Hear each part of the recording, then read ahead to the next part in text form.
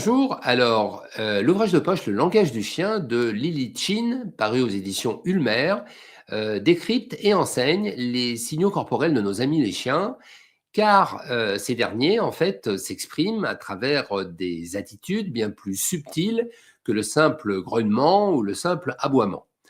Alors en abordant ce livre, je me suis posé tout d'abord une question très simple. Est-ce qu'à sa lecture, on tire des connaissances sur le langage du chien?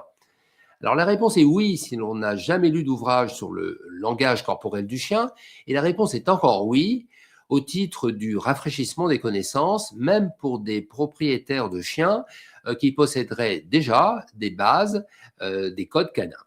Alors maintenant, décortiquons rapidement ce livre. À première vue, on serait tenté de croire qu'il s'agit d'un livre pour enfants. Eh bien oui, outre la couverture, la quasi-totalité des pages de droite du livre sont constituées uniquement de dessins.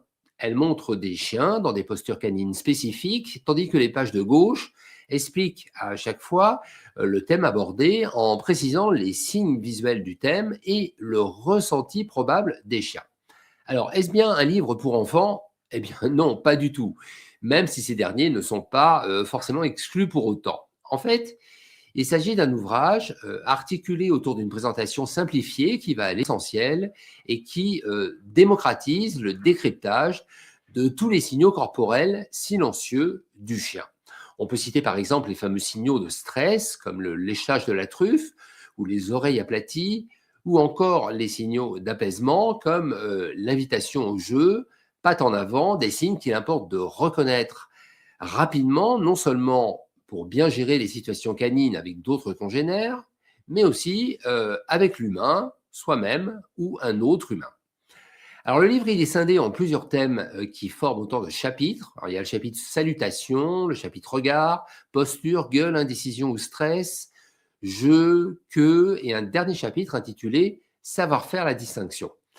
Une intention louable, ce sont que les dessins des chiens, auxquels chaque propriétaire de chien va tenter de s'identifier, ne représentent pas les mêmes compagnons à quatre pattes déclinés à toutes les pages, mais au contraire, on peut y voir plusieurs races de chiens, des chiens de petite taille, des chiens de grande taille, afin que toute la sphère canine puisse être représentée. Il y a même des matous.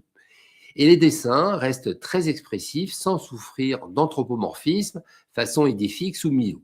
Bref, le langage du chien, eh bien, c'est un ouvrage utile à offrir ou à s'offrir dans un format de poche bien pratique pour seulement 11,90 €. Voilà, à bientôt.